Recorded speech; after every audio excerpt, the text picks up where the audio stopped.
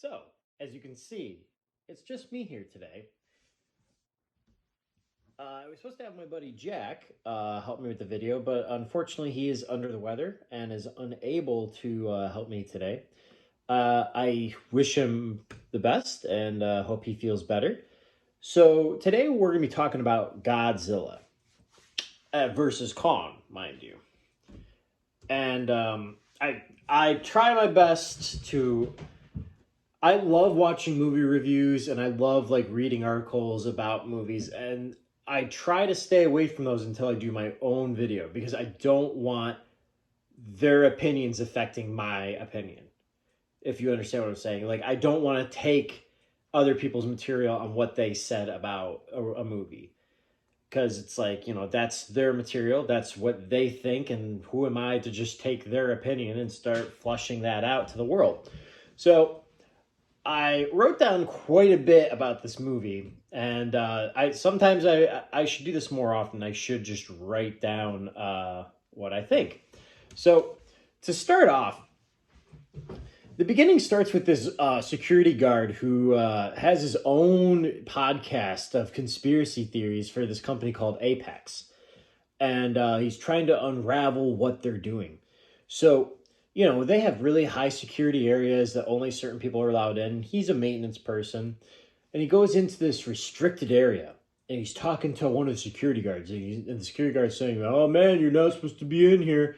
And basically, all this maintenance guy does is just annoy the crap out of him on purpose, so that way he leaves, so the maintenance guy can steal some information to unravel a mystery that he's trying to solve with Apex. And the security guard gets so annoyed that he's like, "You know what, I'm going to the bathroom," and walks away. It's like, dude, he's not supposed to be there. And you just get so annoyed you walk away. Like, who is running this company? Like, that would never fly. So that's just lazy writing. I'm gonna say right off the bat, this maintenance person is the most worthless character in this entire movie. And I think he's the most worthless character in movie history. I was never liked him. He never said anything funny. He's just a terrible character. First, before the movie even started, I wrote this down in my notes. Is the very first thing. I was like, I predict Apex is doing something to involve pissing Godzilla off to make him fight Kong. Predicted that right off the bat, and that's what happens. Apex is finding some way, some sort of frequency to piss Godzilla off to have him go attack Kong. And that's basically what is happening here.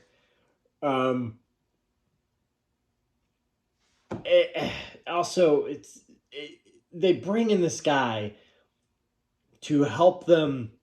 They think at the center of the earth there's like this hidden world. And they bring in this guy who's kind of like a scientist to help them find it, and he thinks if they use Kong, they can find this hidden world beneath our world. Who is this guy? For one, they make him seem like a scientist in the beginning of it, but by the end of the movie, he seems like a soldier giving orders. And then they're like, "Oh, we're sorry about what happened to your brother." They just say that, and he's like, "Thanks." What happened to your brother? They're just like setting these things up that just make no sense whatsoever. Just a bland story. I don't like his character. And then we get to the doctor woman who is, looking over Khan, trying to protect him. And she's also protecting this deaf girl. Blatant ripoff of freaking A Quiet Place.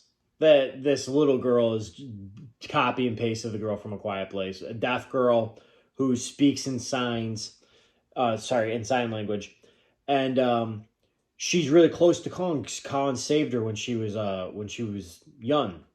And all of her people are wiped out. It's just her and Khan who are from this original island. It is revealed that her and Khan can actually talk through sign language. And Khan told them not to tell anyone that he could understand them. So they decide to take Khan I'm sorry, I'm getting ahead of myself here. So this little girl, there's a scene where the doctor and this scientist slash soldier person are talking, and this girl is supposed to be deaf. Like they start like there is nothing setting up that she can read lips. They never say that. They say she's deaf, and they only talk to her in signs. Like even when they're signing to her, they're not, sometimes if people can read lips, they'll talk and sign to each other. They're not doing that at all. So it's not implied that this girl can read lips. So this doctor and this scientist slash soldier guy are talking in an argument. And then this girl just knows what they're talking about. Like she starts signing to her, like, I don't trust him. I don't like what he's saying. And I'm like, well, hold up. You just said she was deaf. You didn't say she could read lips or anything like that. Like, what kind of character development setup is this? She just magically just understands people all of a sudden? Just terrible directing. I don't get it. It was garbage. And then they agree that they need Khan to find the center of this world, and Khan and only these monsters know the way there. So they're like, all right, well, we'll move Khan, we'll dose him and transport him on helicopters, and then we'll transport him on like one of those military sea ships that launches jets. I don't know the exact term. I wish Jack was here. He'd probably know what it is, because I'm an idiot civilian who doesn't know anything. Anyway, so they helicopter Khan to the ship, and then they keep him dosed on the ship. This is another stupid scene that I hate. So Khan's dosed on the ship. He starts coming to, and then Godzilla comes for him. This could have been a good fight if it was on land. They do this whole fight scene on water where Godzilla drags Khan underwater for about 10-15 minutes. Then Khan sees Godzilla going for a ship. Another one of those like launching jet ships type thing. Khan jumps from one ship all the way to the other ship and doesn't sink it. How? This is a mega monster. Like, that ship would have fallen over. And it gets better. Godzilla climbs up on the ship too, and they start duking it out on this ship. No way. Godzilla is the size of skyscrapers. And they're duking it out on this ship. Like, this is just garbage. This is the stupidest thing I've ever seen. Who writes this crap? Every single Godzilla. So I went back and watched. I liked the first Godzilla movie. It had a decent cast. It had the guy from Kick-Ass in it. It had Elizabeth Olsen in it. You know, two solid actors. It had Bryan Cranston in it, for crying out loud. Granted, they only used Bryan Cranston for the first 15 minutes of the movie and marketed it that way, making it seem like he was in the whole movie. I like the first Godzilla. Godzilla King of the Monster? Sloppy writing. It's not a good movie. I'm not even going to review it. It's not a good movie. Like, the best character in it is that girl from Stranger Things. I can't remember her name. It's Millie. I know her first name's Millie. I can't remember her last name. Anyway, God, it's terrible. I liked Kong Skull Island. Decent writing. You know, it was a little too long. Could have been shorter. You know, I had a solid cast. You had Brie Larson. You had Samuel L. Jackson. You had what's his name? John Goodman. You know, you have Tom Hiddleston. You had a good cast. Good, decent script. That's why good scripts will bring good cast members to your movie, and you know, make an okay script a better script. So this movie is they just get these nobodies. I don't get it. Like, put good actors in there, and then they always have to have the one random Asian person in it, so that way they can that way they can show like the Asian market, like China and all that, so that way they try and boost their sales. That's all they do with these, and I think that's wrong. They literally only put like 1 to 2 Asian people in these movies, and here's the kicker. The scene, okay, so the end fight scene is in Hong Kong, okay? And then at the end of the fight, you know, the smoke is like clearing, and they're supposed to be in Hong Kong. You're supposed to see all these people. Everyone in the background all these Asian people are all blurred out, and it's only focusing on the main characters. You don't see any of these Asian people, who just saw freaking Godzilla, Mega Godzilla, and Kong fighting. Also, Godzilla, his designs changed. They made him look more menacing in this movie. This movie is completely one-sided. All they talk about is like, Kong is the good guy and Godzilla is the bad guy. But everybody knows it's Apex, Everybody knows Godzilla's being provoked. But they're like, we need Godzilla, we need a Kong to stand up for the people. And I'm like, that doesn't make any sense. Just so stupid. Here's the other funny thing. Apex, it is revealed halfway through the movie that they have these flying super energy helicopter type ships. Like, they're not even helicopters, they're like super jets. They're so powerful they can jumpstart a monkey's heart. That's how powerful they are. Question: when you're transporting Kong, you use regular helicopters, you use like 10, 15 helicopters to transport, maybe even more. And then you put them on a ship in water where Godzilla thrives in. And that Godzilla wants to take out Kong. You have these magic flying ships, hundreds of these probably, just laying around that could jumpstart a monkey's heart. Now, a giant monkey's heart. You couldn't get like 6 or 7 of these to carry Kong to where he needed to go to find this hidden underworld place? No. Why? You just risk your whole mission to fly him from helicopter to this ship to only have him almost be drowned and killed by Godzilla. Stupid writing. Why? We need some reason for Kong's heart to be started again. How about we give him these flying ships? Okay? These flying great, powerful ships. Helicopter things. And they don't even think about what they were doing earlier to transport Kong. Lazy writing. Stupid reasons. Mega Godzilla, which is this robot thing that Apex is making. The whole reason why they want Kong to go find this hidden underworld area beneath our Earth or whatever, I don't even know what it is, was because they're trying to make Mega Godzilla and they think there's an unlimited source of power there. And if they could tap into that, then they could make Mega Godzilla. Mega Godzilla is only running at 40% capacity right now. And, after a little bit, it runs out of power. Seems flawless. They keep doing all these tests. It works great. The only problem is it just doesn't have enough power. They needed to get up to 100% power. When they get to this magical under the world planet thing or whatever you want to call it, they tap into it. How? Wirelessly. Somehow. What is this technology? You didn't even establish this. It's just they magically plug into something and it like transfers it through 5G to this robot. Doesn't say how. It's so stupid. So then they power this Mega Godzilla. So then Mega Godzilla is all powered up. And then it's revealed that it's this pilot who's operating it, never had any problems at 40% capacity. Then as soon as they get it up to 100% capacity, it's like, oh no, it's got a mind of its own. And then the guy who's operating it gets fried. And then Mega Godzilla has a mind of its own. This thing was running perfectly fine at 40% capacity. And just because it's running at 100% capacity, it's able to just take a mind of its own? You needed a pilot. They never established that it had an autopilot mode. Never.